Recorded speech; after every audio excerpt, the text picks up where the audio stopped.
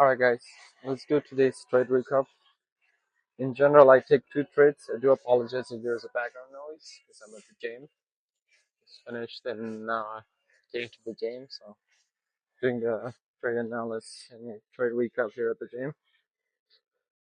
I'm not gonna go through what I do, previous day high, previous day low. That should be clear and by now, and everyone should know that I usually mark that. Made on a 30 minutes time frame. I mark my key levels. Uh, I also had a key level here. So key level this. So now going to the market, I have three key levels that I want to see how the market reacts. But before that, obviously, we do our high time frame analysis. What are we doing? Where the market might be going? Uh, Looking into this one, as you guys can see, we do have a bullish imbalance here. So this 4 hour bullish imbalance is something that I want to look into, see what the price reacts here. And we also have bullish imbalance here at the pre-market. So this was invalidated. This is a clear sign that the momentum is for downside. But what will confirm it as soon as we break the this area, and also this as soon as we break this bullish imbalance of 4 hours. So if we drop below this 4 hour bullish imbalance, or even touch the wake up that 4 hours bullish imbalance, then it's just a confirmation that it could go lower. But we just came and almost retouched the wake up that full of this candle, and that's where I wanted to look into to see what the reaction could be here. Going to 1 minute, we started with a super strong push to the downside, but as you all aware, we also have a key level here, as you guys can see it. So my goal and what I was thinking about to see what are we doing now that we filled the gap for 4 hours on the left side I showed you guys earlier. So I want to see if we are having a strong push to the upside, or what are we doing here basically. And that's why as soon as let me see if I can add this to what is it called, the paper trading. How do you do that? No. Okay. Continue last. I think so. All right. Okay. I don't know where we were at, but anyways, we're gonna. This should all be enough bar replay. But anyways, let's get through this really quick. You know what? This is too much. All right. Where are we at? All right.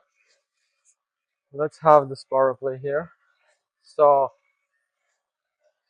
I wanted to see what are we doing in this 5 minutes imbalance. Not only we have 1 minute imbalance, but we also form 5 minutes imbalance on NQ. And ES has a strong push. ES was stronger than NQ. So my ideal entry was to go with the leading index, which would be ES. This is something that I'm going to journal for today for my own improvement. But the purpose of this trade recap is not to just brag or anything, just to kind of one for me and then show why am I taking those trades. So ES had a leading. ES was the leading index. It was stronger compared to NQ. But anyways, now we're coming to see what are we doing at that key level.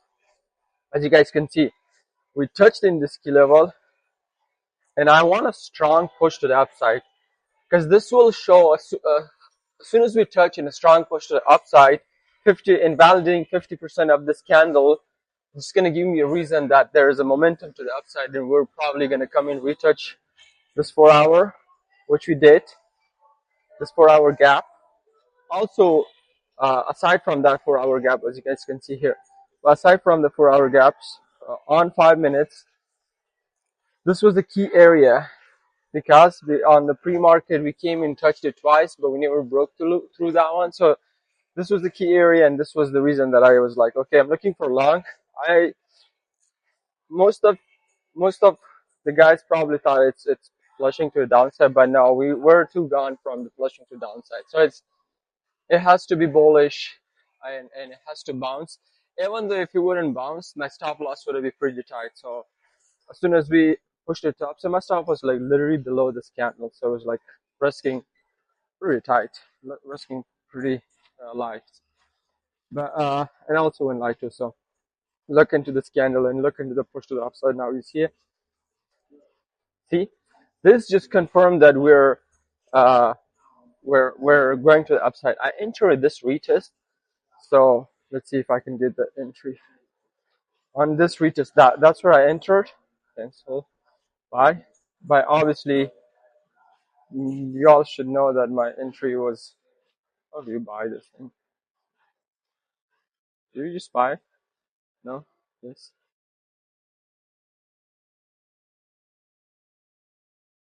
Anyways, it's not working. It looks like paper trading is not working.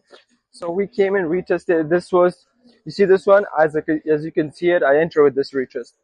Uh, this everyone said in Discord that this is going to be potential high or low, which I have marked as well. And then as you can see, my entry was here. I added on this one because if we would have bearish and we would have come back to the downside, this pivot would have been enough for it to push it back to the downside. As soon as we broke above it, that's where I added. And on here I added basically, and it was just easy target. All right, so this was one of the trade. On ES, I took another trade as well, considering that we're bullish and ES is the strongest one. Let me go to 5 minutes. The goal was to take this time high, and then we end up coming here. So I was looking on this area to be creating another higher low.